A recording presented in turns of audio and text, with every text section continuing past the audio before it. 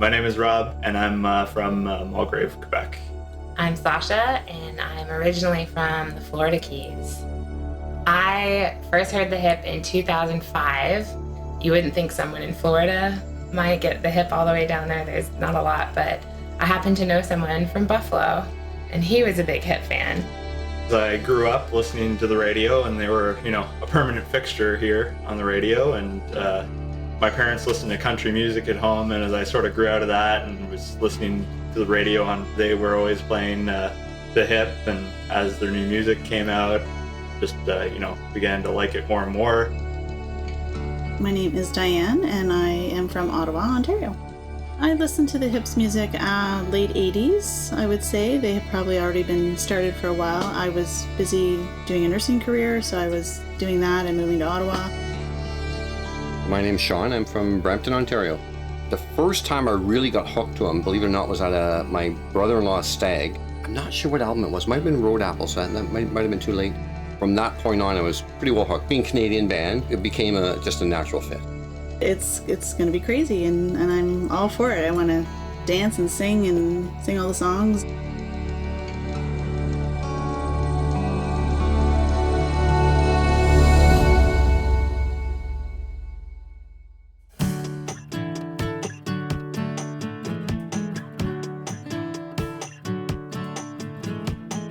I was actually doing my master's at the University of Florida for 2 years, and we met at a bar down in Florida.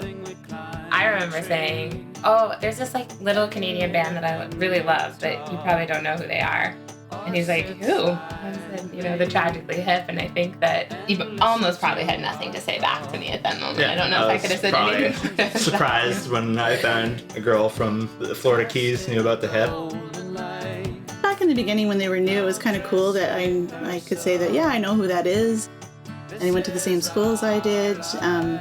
Once they got really famous and became a household name, it's just really cool to see how it's all come for them, and we're all really proud of them. So I remember that morning, I think I was in the shower just finishing, and my wife came running in and said, he's got cancer. Who's got cancer? So we ran to the TV, and it said that Gord Downey cancer, and what cancer? And my wife looked at me with a ghost face and said, brain cancer, the same as my dad.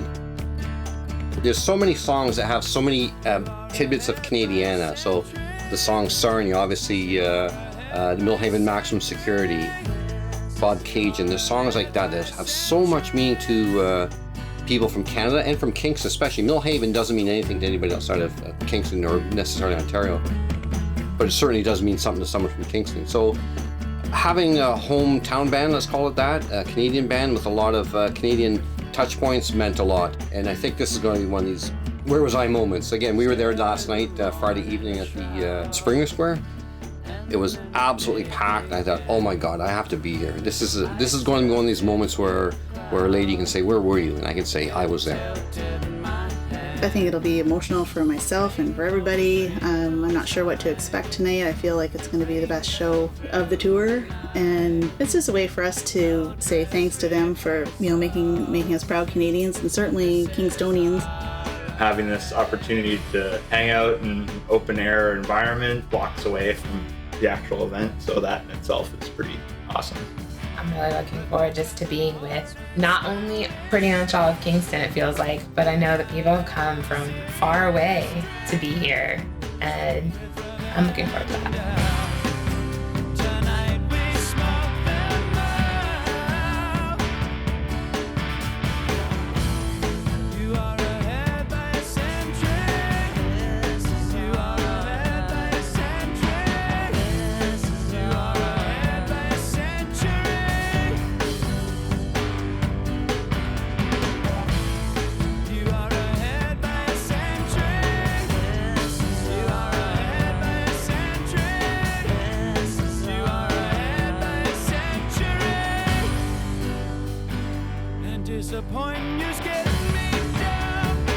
There's not a big enough thank you for what they've poured into their work, because I'm sure that as much as it has meant a lot to them, it has meant so much more to a million or more people that they'll never even know. And how great to have been able to give that gift to everyone.